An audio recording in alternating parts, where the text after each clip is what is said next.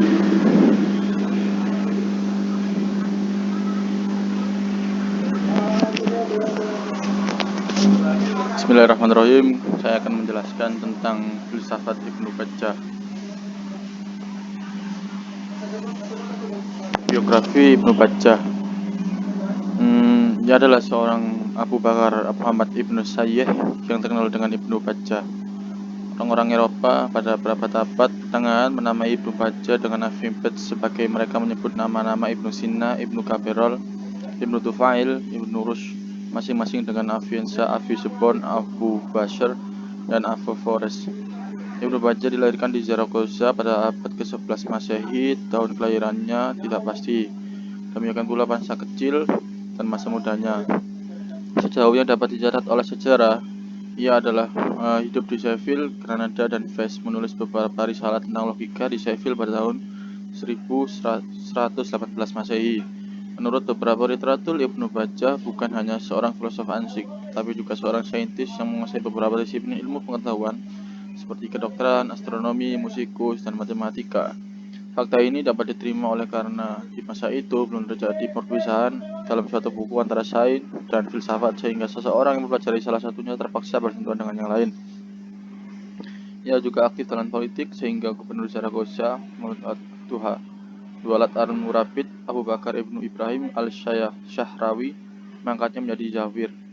Ketika Zaragoza jatuh ke tangan Alfonso I, Raja Aragon pada tahun 512 Masehi Hijriah atau 1118 Masehi, Ibnu Bajjah pergi ke Sheffield melalui Valencia dan tinggal di sana sebagai dokter. Sesudah Sheffield juga diduduki Raja Alfonso I, beberapa waktu kemudian ia pindah ke Granada. Tatkala ia transit ke Jativa, selatan Valencia, Spanyol, ia dipenjarakan oleh Amir setempat dengan tuduhan membuat bid'ah, tapi segera dibebaskan.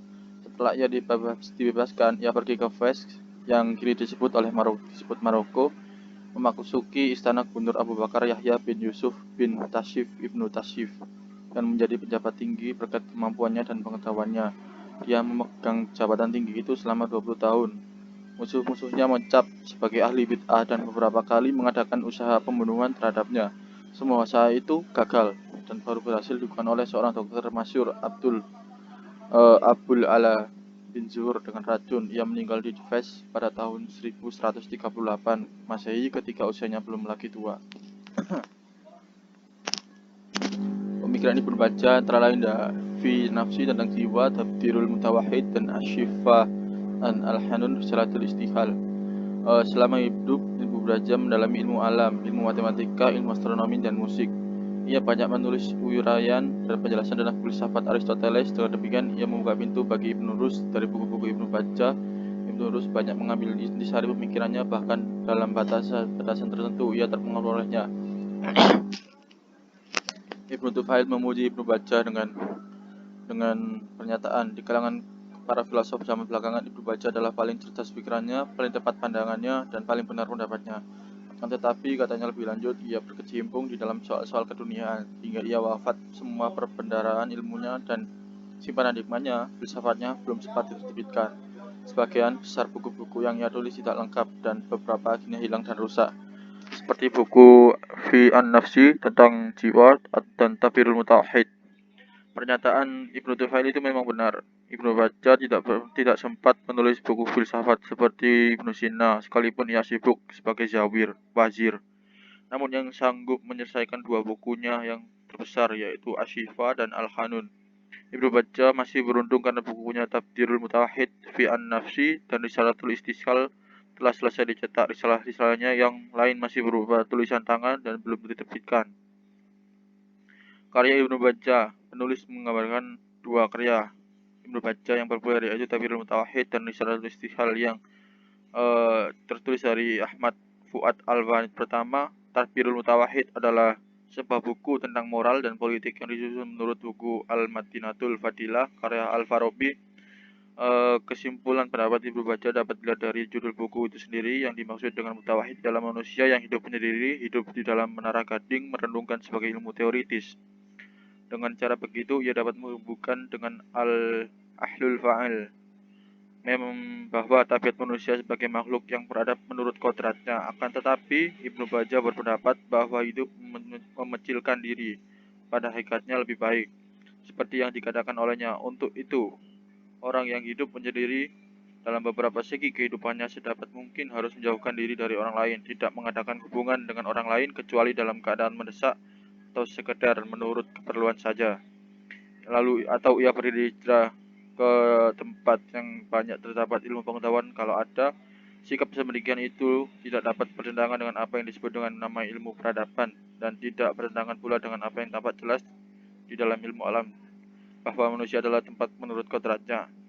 Kedua, dalam Risalatul Istiqlal, Ibnu Bajjah membagi manusia menjadi 3 golongan, yaitu kaum awam, al-jumhur, an-nadhur, kaum khawas atau kaum cendekiawan, dan kaum bahagia. Kaum awam dapat menjangkau gambaran yang masuk akal lewat penglihatan pada alam nyata atau dari ketergantungan pada alam wujud. Kaum khawas berhubungan dengan soal-soal yang masuk akal terlebih dahulu, barulah kemudian mereka berhubungan dengan alam nyata. Kaum yang bahagia jumlahnya amat sedikit, mereka berhubungan langsung dengan segala bentuk akal. Mereka adalah orang-orang yang hakikat dapat melihat segala sesuatu dengan jiwa atau rohaninya. Corak pemikiran Ibnu Bajjah sesuai dengan metafisika, materi dan bentuk, jiwa dan akal makrifat. Menurut Ibnu Bajjah, segala yang ada maujudat terbagi dua, yang bergerak dan tidak bergerak. Yang bergerak adalah jisim, materi, dan sifatnya terbatas. Gerak terjadi dari perbuatan yang menggerakkan terhadap yang digerakkan. Gerakan ini pula digerakkan oleh yang lain yang akhiri rentetan. Gerakan ini digerakkan oleh penggerak yang tidak bergerak, dalam arti penggerak yang tidak berubah, yang berbeda dengan jisim, materi. Penggerak ini bersifat azali, gerak jisim mustahil, timbul dari substansi sebab ia terbebas. Oleh karena itu, gerakan ini mesti berasal dari gerakan infinite, tidak terbatas. Oleh karena itu, Ibnu Bajjah disebut dengan ahl. Kesimpulannya, gerakan alam ini jisim yang terbatas digerakkan oleh akal, bukan berasal dari substansi alam sendiri, sedangkan yang tidak bergerak ialah akal yang menggerakkan alam dan ia sendiri tidak bergerak.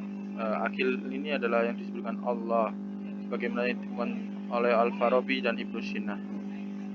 Materi dan bentuk. Menurut Ibnu Bajjah, materi bereksistensi tanpa harus ada bentuk. Asyura. Pernyataan ini menolak asumsi bahwa materi itu tidak bereksistensi tanpa bentuk, sedangkan bentuk tidak bereksistensi dengan sendirinya tanpa harus ada materi. Ibnu Bajjah berargumen jika materi berbentuk, ia akan terbagi menjadi materi dan bentuk, dan begitu seterusnya. Ibnu Bajjah mengatakan bahwa bentuk pertama merupakan bentuk abstrak yang bereksistensi dalam materi yang dikatakan sebagai tidak mempunyai bentuk. Bentuk yang berkaitan dengan aktif oleh Ibnu Bajjah dinamakan bentuk-bentuk kejiwaan umum, sedangkan bentuk-bentuk yang berkaitan dengan akal sehat dinamakan bentuk-bentuk kejiwaan khusus. Perbedaan ini dilakukan karena bentuk-bentuk kejiwaan umum hanya memiliki satu hubungan, dan hubungan itu ialah dengan menerima. Sedangkan bentuk-bentuk kejiwaan khusus memiliki dua hubungan khusus dengan yang berakal dan hubungan umum yang terasa.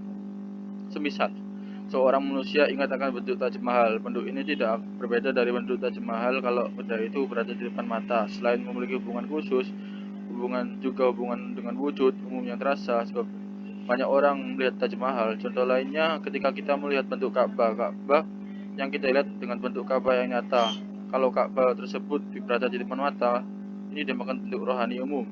Bentuk ini juga mempunyai hubungan dengan wujud umum yang terasa, sebab banyak orang yang melihat Ka'bah. Ini dinamakan bentuk khusus.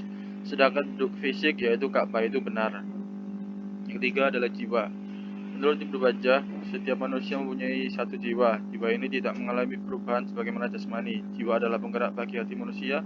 Jiwa digerakkan dengan dua jenis alat-alat jasmania dan alat-alat rohania. Alat-alat jasmania diantaranya adalah berupa buatan, dan ada pula yang berupa alamiah, seperti kaki dan tangan. Alat-alat ilmiah ini terlebih dahulu dari alat buatan, yang disebut juga oleh Ibnu Bajjah dengan pendorong naluri, al-had al-gharisi, atau roh insting. Ia terdapat pada setiap bentuk makhluk yang berdarah. Jiwa menurut Ibnu Bajjah adalah jauhar rohani, akan kekal setelah mati. Di akhirat jiwalah yang akan menerima pembalasan, baik di balasan kesenangan surga maupun balasan siksaan neraka.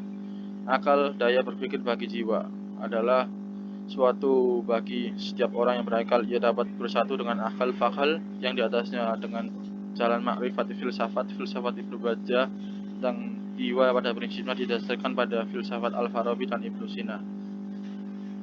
Yang keempat, akal makrifat atau pengetahuan. Menurut Ibnu Bajjah, akal merupakan bagian terpenting yang dimiliki oleh manusia. Ia berpendapat bahwa makrifat atau pengetahuan yang benar dapat diperoleh lewat akal. Akal ini merupakan satu-satunya sarana yang melalui kita mampu mencapai kemakmuran dan membangun kepribadian.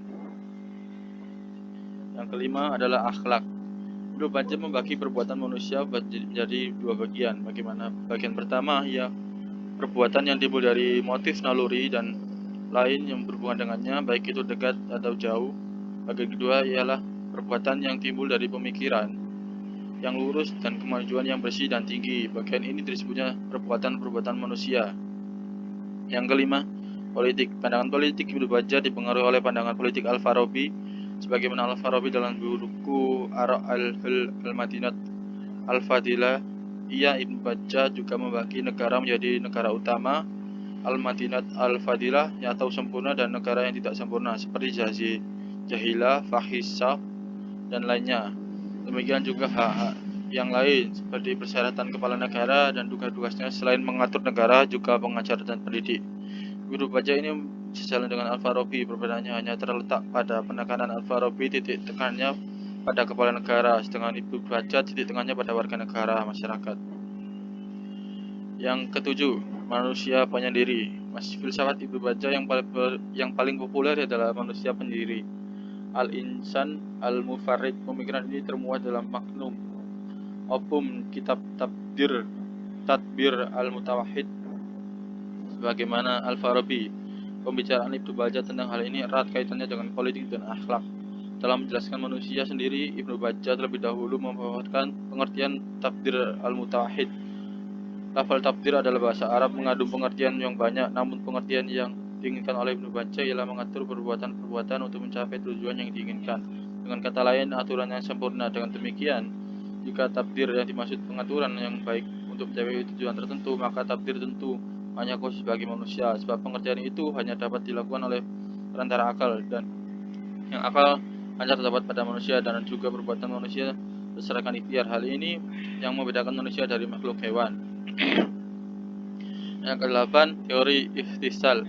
Seperti hanya Al-Farabi dan Ibnu Sina, Ibnu Bajjah percaya bahwa pengetahuan tidak diperoleh semata melalui indera. Pertimbangan-pertimbangan universal dan niscaya, isi ilmu yang prediktif dan eksplanatif, serta landasan dari bagi penalaran apodetik tentang alam hanya dapat dicapai dengan bentuk akal aktif integrasi yang mengatur mirip kaum sufi yang madanya kadangkala dianggap oleh Ibnu Bajjah sendiri sebagai picisan karena bersandar pada citra dan representasi indrawi. Ibnu Bajjah juga mendapatkan manusia pada tataran spiritual yang tinggi apabila ia mampu menyatukan diri dengan bentuk-bentuk spiritual, terutama dengan akal aktif yang letaknya paling dekat dengan eksistensi manusia. Akan tetapi, menurut Ibnu Bajjah, penyatuan yang lebih tepatnya talian ini sebenarnya bersifat intelektual, bukan afektif atau indrawi, seperti kata kaum sufi yang suka memakai kata cinta, kontemplasi, dan visi. Sekian, terima kasih.